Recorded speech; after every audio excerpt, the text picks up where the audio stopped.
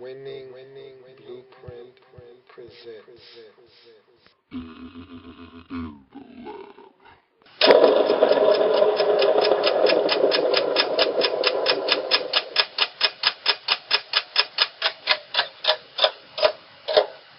5 minutes or less. Tampa Bay Buccaneers. Welcome, I'm your host, Lou. Thank you for joining me here with the Tampa Bay Buccaneers in 5 minutes or less. I got 5 minutes on the clock. Let's get started. So the high point of the season for the Tampa Bay Buccaneers. Weeks 8 through 11 saw the Tampa Bay Buccaneers put themselves amongst the most dangerous teams in the National Football League. I mean, this team in the Tampa Bay Buccaneers was playing some really hot football, scoring points at will. Didn't matter home or on the road. Did not matter. The Bucs did not care. They were scoring copious amounts of points. It started in Week 8 on Thursday Night Football against the Minnesota Vikings at Mall of America Field, as the Minnesota Vikings were no match for the Tampa Bay Buccaneers, losing that game 36-17. Then it went to Week 9 as Tampa Bay went to Oakland, and Doug Martin had his coming out party in front of friends and family as he went back to his home, the Bay Area, and beat down the Oakland Raiders 42-32. Then they come back home and outlast the San Diego Chargers in Week 10, 34-24, do the Tampa Bay Buccaneers, finally culminating in the peak of their season in Week 11 in the comeback victory on the road against the Carolina Panthers, 27-21 in overtime. So the Tampa Bay Buccaneers were playing their best football in the season at that point. That was the high point of their season. So you look at the low point of the season for the Tampa Bay Buccaneers. Just as fast as the Tampa Bay Buccaneers built that momentum, it fell apart all the same. 5 consecutive losses from weeks 12 to 16 really put a damper on the season for the Tampa Bay Buccaneers, to the likes of teams like the Atlanta Falcons, the Denver Broncos, Philadelphia Eagles, St. Louis Rams.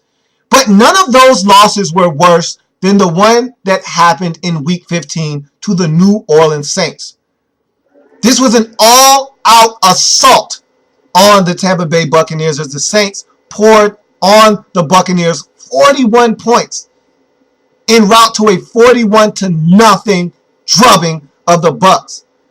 And this thing fell apart for the Bucs in more ways than one. They had players in coaches' faces, linebackers pushing linebacker coaches. It just got ugly for the Bucs, and that was the low point of their season. So you look at free agency activity for the Tampa Bay Buccaneers. After being aggressive last season in free agency, the Bucs still have over $31 million worth of cap space available to them.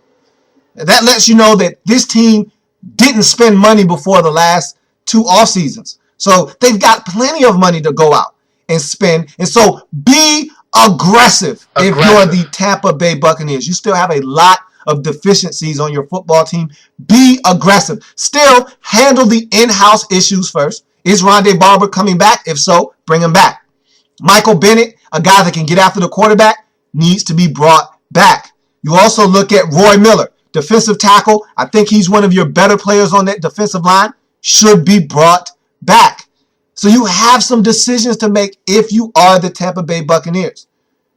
Figure those out and then hit the free agent market and see what's available and see if there's anything that you need to bring in to help your football team moving forward. So the state of the fan base for the Tampa Bay Buccaneers. Cautious optimism for the Tampa Bay Buccaneers. The reason it's cautious optimism is because we don't really know how consistent the Bucs can be. Is Josh Freeman going to take that next step or not? He had a solid season in 2012, one of his best. Can he continue to improve and bring those interception numbers down?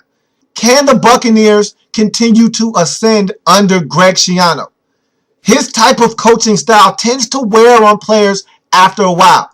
They needed discipline from the start. Can he realize now that he's already come in and laid that hammer down? Can he ease up a bit and start to mold this team into what he wants it to become and have them playing consistent football? Not in stretches, but from the start of the season to the finish of the season. You like the direction it's going in, but you need to see more, and that's why this is cautious optimism for the Tampa Bay Buccaneers. You hear that sound in the background, that means it was the Tampa Bay Buccaneers in 5 minutes or less. Tampa Bay Buccaneers, 5 minutes or less.